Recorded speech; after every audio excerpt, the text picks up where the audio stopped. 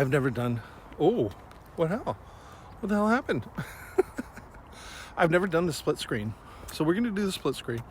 This is an app called, I'm not going to edit this either. Yes, there's Corona, but I don't have my mask on because this is December of 2020. I don't have my mask on because there's nobody on the trail. If there is, I will put my mask on. I'm trying to look over here. Okay, so this is talking about a long, detailed review of the iPhone 12 without any pictures or anything, just the talk. Think of this as a podcast. This is getting me to walk. This is inspiration for me to walk, is being able to record this and talk about this. So we're using the app Double Take. I've never used the split screen. I always use the other one, the picture-in-picture, where I'm little tiny on the side and then this big over here. So maybe we'll switch it up later. Anyway, so this is the iPhone 12. And here's my thoughts about it. Now, I mean, I've had generations of iPhones, so each one just gets a little bit better, a little bit better, a little bit better, a little bit better.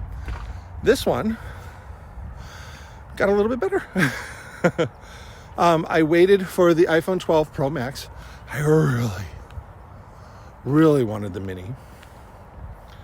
I don't know why. Last year, when it was between the iPhone 11 and 11 Pro, I just didn't see any big jump to go to the Pro. So I just got the 11. Now, this is before Corona and before I knew I was going to be filming all the time with my iPhone, because I have a DSLR, blah, blah, blah. But I didn't know I was going to be filming myself as much as I am.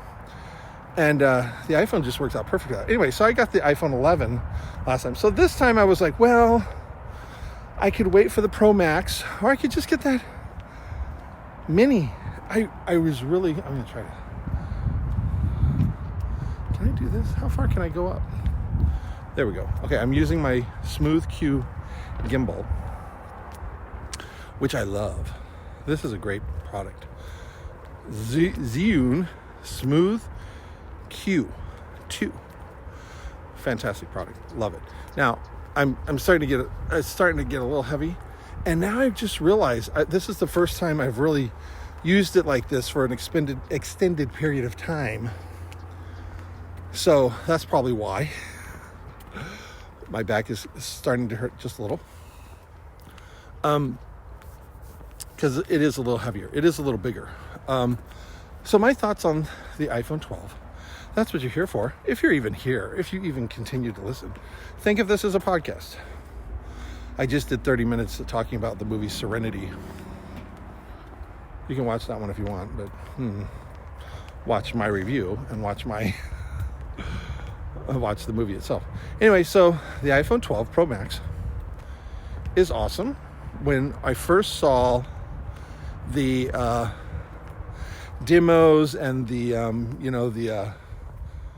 the Tim Apple release thing video, gosh, I can't think today. I really can't think. But when I first saw that, I was like, that's a good phone. That's really cool. Oh my gosh. Because one of my complaints about the iPhone 11, just the basic iPhone 11, it was not good in low light. And I was like, have iPhones ever been good in low light? Because like I said, I wasn't filming. I had a DSLR. I had another big camera as well. I never was filming with my iPhone ever. I mean, I wouldn't have even thought about it. The DSLR, to this day, my DSLR, my Canon T3i looks better than this any day. But this is just so much easier to use. So I've never really extensively used my camera, except when I would do like, go on vacations and stuff. And even in that case, it'd be like lit shots in the daytime. I don't really remember shooting anything late at night. So anyway, even at dusk, like see, this is dusk. My iPhone 11, I took it about this time to the pier in San Clemente when the sun was going down, and it finally went down. It was horrible. It was so noisy, and it looked like crap. And I was like, how can this look like crap? And I was just kind of shocked. That was the iPhone 11. So this is the iPhone 12 Pro Max. Now I notice because this is the bigger camera with the bigger sensor and the bigger blah, blah, well, not bigger sensor, but bigger lenses and blah, blah, blah, blah, blah. This is a lot better in low light. I mean, a lot better in low light. And the stabilization is pretty much, now I've got it on, of course, my gimbal, but even with the gimbal, it's probably even better than it was before. You know, better than by itself. But the screen is huge. I'm looking at it now. I love it. I love the screen. It's really big, and I like it.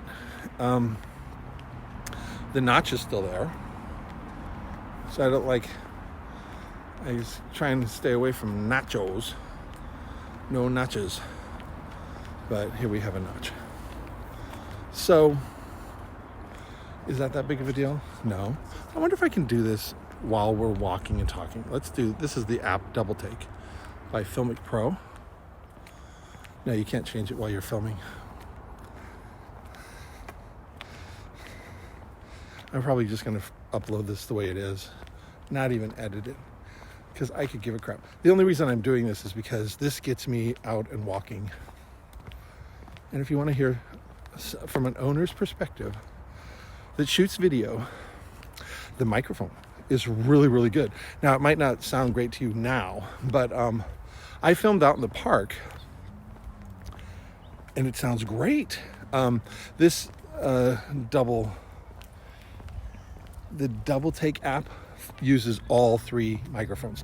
There's a microphone in the front, there's a microphone on the bottom, and there's a microphone in the back. Now, if you're just using the Apple camera app with the video camera, there's a setting in settings where you can put it to stereo sound, and that means it will only record with the back microphone, which is superior.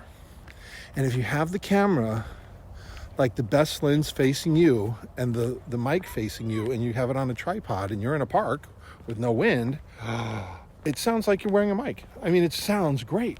It sounds like you're wearing a lapel mic or something. It sounds really, really good. I was impressed. Really impressed. Now, my iPhone 11 sounded pretty good too, but this was superior. I want you to look over here for just a second.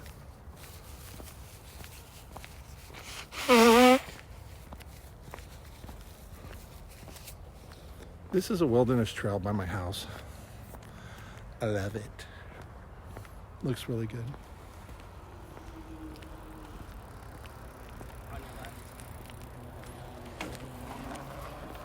The bicyclist was telling me which side he was on. Very, very nice.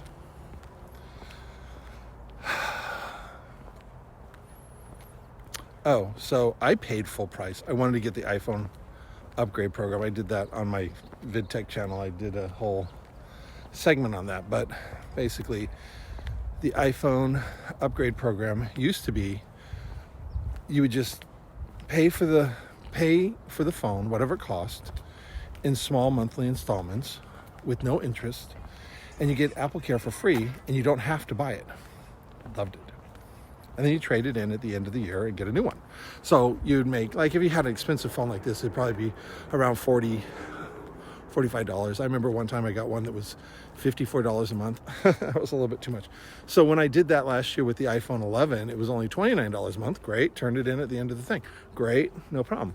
But this year, they changed the iPhone upgrade program so that you have to buy Apple Care Plus. So that is like an extra $100 per year into this phone.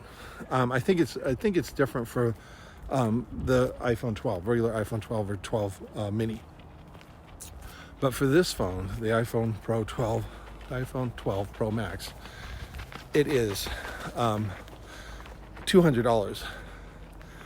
So $100 a year, and then it extends it for 3 years. So basically you get a warranty for a year with Apple, just in general, and then you get this extra coverage for 2 years after that. I believe that's how it works, and it's 3 years. Well, I'm turning it in after a year, so I don't need the Apple Care Plus at all, ever. It's under warranty, you know, and I put it in a heavy case, and I'm never going to drop it, and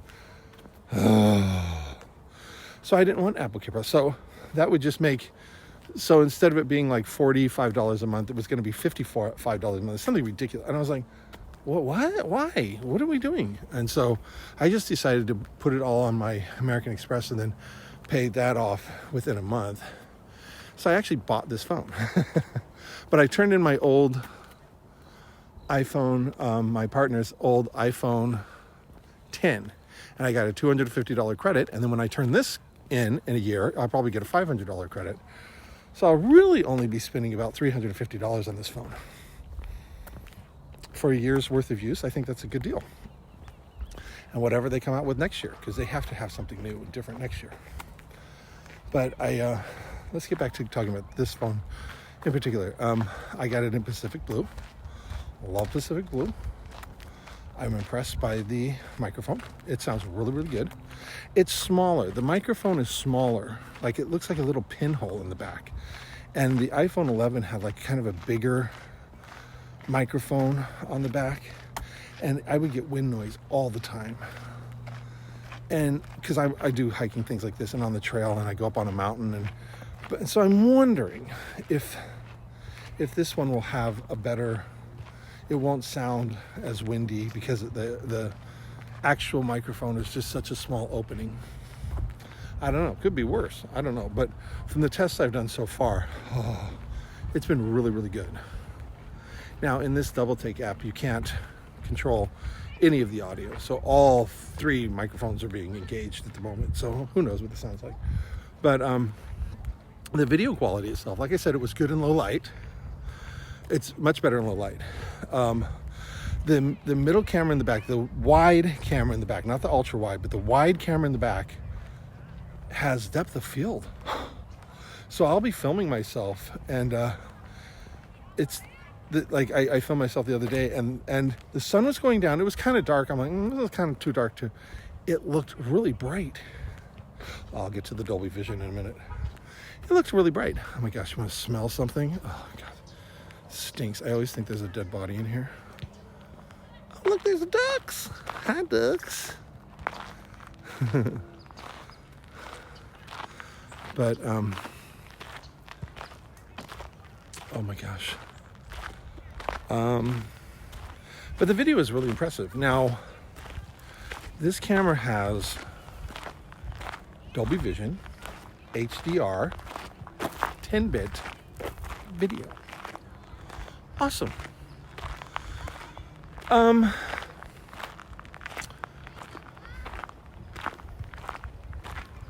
Works great. It is tricky when you bring it in, because you bring it in and it looks too dark. Into Final Cut. They dropped the X. It's not Final Cut X anymore, it's Final Cut. So when you bring it into Final Cut, into a regular color space, it looks too dark. And so there's this little effects tool called HDR Tools. And you just slap that on and it turns into normal. And then whatever you see is what you get. Great. But to get the true ultra wideband of the 10-bit quality, all that, you have to bring it into Final Cut Pro and make a special library with a special wide color gamut. Fine, not a problem. Did all that, and it doesn't look perfect. It looks too bright. Well, that's because you have to see it on a regular. You have to see it on a correct screen. You have to see it on a monitor that is good for HDR video. Now, I have a 4K monitor. I haven't hooked it up to there, so I can't really see for sure. But all this, I mean, it was a lot of work. And my little MacBook, I have a 12-inch MacBook, which you're like, what? I bought it in 2017. It's just a replacement to my laptop. And I had my 27-inch iMac that I use for video editing and stuff like that. Well, my 27-inch iMac died, and then I didn't really have that much money. And this 12-inch MacBook was better. In some cases, it was better than my 2011 iMac. So I went ahead and just started using got that 4K monitor and just started using this 12-inch MacBook for everything. For, everything I do. And one of it was video editing. Now, I wasn't doing that serious of video editing anymore. I don't have clients anymore. But when I started to film myself, I was like, can it handle 4K video? And it can. I shoot in 4K 60p, except for this. This double take is only 1080. It's a limitation of the app. But I love being able to film 2 cameras at one time. So it's just really a cool app. And so anyway, the MacBook struggled with this 10-bit video for the first time. I mean, I could still do it, but it was struggling. And if you add an effect or anything, like I put this blur effect and it was struggling. And then, worst off, now I don't have the 4K monitor hooked up. I have my 43-inch TV hooked up to it because I just like to have the big screen. I just love it. Someday I think I'll get a 4K big screen, but like that big. But in the meantime, so usually whatever I see on that screen looks great on YouTube when I watch it on my iPhone. Well, in this case, I edited everything. It looked okay to me. I adjusted it so it would look okay to me. Uploaded it to YouTube, looked at it. It was way too bright. Now, the funny thing about this is it was way too bright for my standards. It was just overblown in a lot of places. And I was like, I mean, not like overblown, but like way too bright. But I brightened it up. So I wasn't seeing truly what it was, what the HDR was doing or the 10-bit was doing, because I don't have the correct monitor. So I was overcompensating for it. And when I put it up on YouTube, it was way too bright.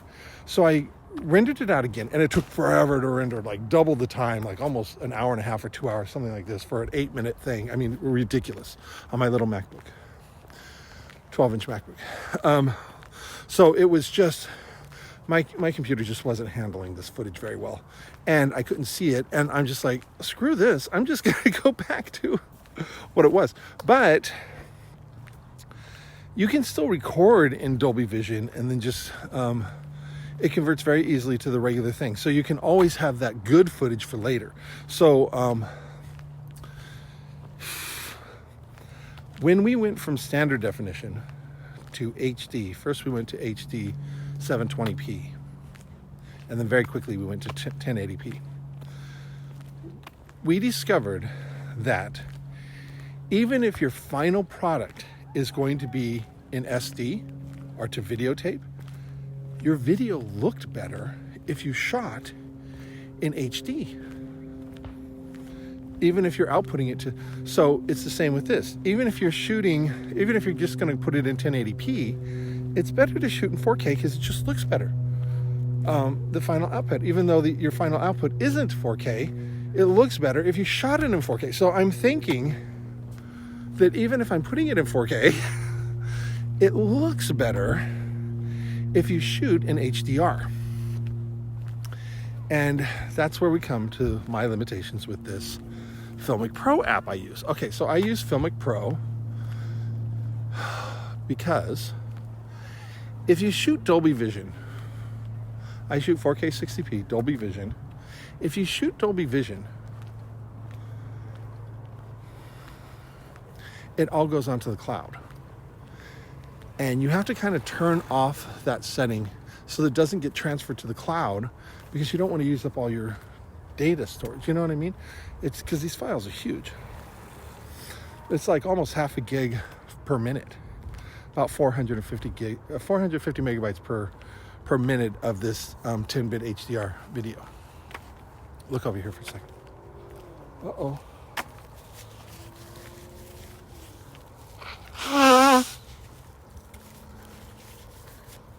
So I'm worried about this going up into the cloud and all that stuff. So that's why I really like Filmic Pro, even though Filmic Pro has a lot of other benefits. Like, for instance, I can use whatever microphone I want hooked into the iPhone, whereas the regular Apple camera app doesn't allow you to, except, you know, the headset, the Apple wired headset that came with the old phones. They don't come with this phone. That had a microphone on it. It actually worked pretty good. And but anyway, Filmic Pro just does a whole bunch of other things. And one of the things is it keeps all your video files separate and on your camera, and it doesn't upload to the cloud. I mean, you can make it do it, but it doesn't upload to the cloud automatically, because most of the time I'm transferring it over to my hard drive anyway and then deleting the footage so it's not on my phone. So I got the base model, 128 gigs. My iPhone 11, I only had 64 gigs. Well, everything I had on it was about 40 gigs. So I'd only have about 20 gigs to film. And I was constantly running out of space for my phone. Now, could I have just shot in 1080? Yeah, and then I would have had all the room in the world. That 20 gigs would have lasted me three or 4 hours. But the 4K footage, 60p, was only lasting me about an hour or less. So I was going to get the 256 model because of this, the iPhone 12 Pro Max, 256 gigs. But instead, I just kept it with 128 because that's over 3 hours. Even if you account for like 40 or 50 gigs of iPhone stuff on there, you still have about three or 3.5 hours to film. And I'm not using this professionally. It's not like I'm shooting interviews or anything or shooting a big seminar with my iPhone. So I'm like, you know what, this is fine. And if I really need the storage, I know I'm going to be shooting all day, then I'll drop down to 4K 24p for a vacation video, and then I can shoot like for 6 hours or more because the file sizes are about half. So, you know what? I think I should turn around. Well, I'm going to turn around because we're almost at the 30-minute mark talking about this iPhone 12. What else have I noticed? The screen is really good. The screen looks a lot better because, I was coming from my iPhone 11, which had a liquid retina display, which was fine. I never noticed anything different about it. It was fine. But when you look at side by side, you're like, oh, what was I missing? Because I did have an iPhone X, the iPhone 10, and I knew that screen was great, but I don't know why I just didn't think that the iPhone 11 was worse than the iPhone 10. But I can totally tell that the iPhone 12 Pro Max is way better than the iPhone 11. Way better. And the video quality itself for the 10-bit HDR is primo. I mean, it looks really good. I mean, you can kind of see it here. It's doing something. We're not shooting in Dolby Vision. We're shooting in just regular, whatever the Double Take app films in, just regular standard. But you can see still the lenses and everything just looks great. My face looks fantastic, doesn't it? These bicyclists are whizzing by. So, that is my take. I'm going to cut this off early because I just can't think of anything else to say about this. Oh, the 5G. Well, the 5G, I haven't noticed. I did do something stupid. I was testing it all around town and not getting more than 20 megabyte uploads. Maybe one time I got to 50, but I was thinking it was going to go to 200 or blah, blah, blah. But I was supposed to get a new card. Even though the phone says 5G, I'm supposed to get a new SIM card, and that's supposed to unlock all this feature. But I went down to my Verizon store, and he wanted to change my plan and do all this stuff. And I'm like, no. Because I kind of want to change my plan to something different anyway. So I was like, oh, don't change anything. So I didn't get the card then. And then, it's, even though it says I'm on 5G, I can't really tell. I can't really tell. And then, so I was at home. I turned off the Wi-Fi just to test the 5G and then forgot to turn it back on. I listened to, I watched the news on my Cox app. Watch video, the news, streaming live, the news. Play that all night because it's usually on Wi-Fi and I don't even think about it. Well, I left it on all night, watching the news, sleeping to the news. And I woke up the next morning and it said 5G. I was like, what? Oh my gosh. And so I looked and I had used up, and that was the first day of my new cycle, billing cycle. And I had used 15 gigs in one, and they slow you down after 25 gigs. So I was like, I've got a month to only use 10 gigabytes. I can only use 10 gigabytes for a month. Anyway, I'm going to try to transfer down to the prepaid plan on Verizon. But I like the color. I like how it fits in my hand. It is bigger, but not terribly big. It's not like you're holding a big tablet or something. But, you know, my partner said, well, this is like using an iPad. And I'm like, well, no, but I do like the screen. It is brighter, but some apps won't get as bright as my iPhone 11 did. And I'm like, why is that? And I think it has something to do with the OLED screen. It actually is brighter, but the way the app looks, because on the iPhone 11, that app would look super white and blown out. This one is bright, but it keeps all the details. So I think that's what it is. I signed up for the news. Well, see, I'm not talking about the phone anymore. It is slightly heavier. I can totally tell now that I've been holding this for a long time. It is heavier than the iPhone 11. That's another reason why I kind of just wanted the mini, have something small. But well. Anyway, I've really noticed that the HDR really does take great, like, sunsets and the clouds. You can totally see the definition of the clouds and even low light. I mean, look at this. This is low light.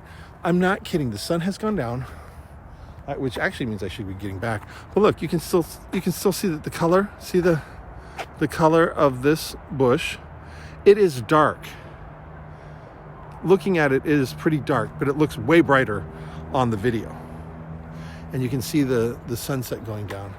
Okay, I think I should turn around now because I'm going to get caught and be completely black, pitch black. I haven't noticed the battery life being bad at all. It's really good. I never seem to run out of battery anyway. So because of the way I work with my phone, I don't usually seem to run out of battery. But I was filming and it charges pretty quick if you have the... I left the charger in the case because I have a whole bunch of those cords and stuff, and I do have USB-C charger with a long cable by my bed, so that's how I do it. And seems to charge pretty fast, and the battery doesn't go down. And I love this phone, and I will love it for a whole year. But the Dolby Vision footage looks great. And I like it. It needs to, I ordered the new M1 Mac Mini, so I think I'll be able to work better with the HDR footage. But that said, I don't know what it's going to look like. Without the monitor, I don't know what it's going to look like. And most people wouldn't have that monitor. So I think it's better just to wait. Like, it's a good thing, but just wait. Filmic Pro won't let you film HDR in 60p, 4K 60p. It only lets you film 4K 24p or 30p. And I want 60p. I just do. So I'm not really sure how I'm going to do that. So what I've started doing is just, head back, because what I've started doing is just filming just film back the regular way, because it was good enough. And until everybody has this better screen, it's kind of a dilemma, because if I was shooting something really serious, even a travel video, well, not even a travel, if I was shooting something really serious, I think I would shoot the Dolby Vision, because it's just future proof. Because someday in the future, I can go back to this footage and say, oh yeah, it's HDR. So, I don't know, that's a thought. Anyway, if you're on the fence, should I upgrade? I have one of my YouTube people, not on this channel, but on another channel. He's like, should I upgrade from my iPhone 6S? No, he has a 7 Plus. Should I upgrade from my 7 Plus? And to me, that's ancient. But it was only, 7 Plus was only like, I think that was 2016. Not even that long ago. because I think the 10 came out in 2017. So I was like, yes, what are you doing? I have a new iPhone every year. So I'm like, Anyway, I really like the iPhone 12 Pro Max. I would totally get it. I love it. I think it's great. I think all the technology is very fast, very quick. I guess it has 6 gigs of memory. Very fast, great processor. And I did try to, on the event, they showed that you can color grade your footage on your phone and then upload it to YouTube or whatever, I tried that, and it seemed like it was taking a long time to do a 1 minute clip. It seemed like it was taking longer than I thought it should. But I can't really, I didn't do any serious tests or anything. I wasn't doing a serious test. But anyway, okay, this has gotten to 30 minutes. Okay, so that was my review, extended review and long, boring chat about, look at this great color. It is very dark now, and it's still looking great. And even my face is looking good. The forward-facing camera, the selfie camera, still looks pretty good. Let me try to, I was in the light. So there you go. This is more true to life. What you're seeing now is more true to the way the darkness is. This seems like it's brightening things up on purpose or whatever. I don't know what it's doing, but it's brightening things up for sure. Looks great. I would totally get the iPhone 12 Pro Max. Just do it.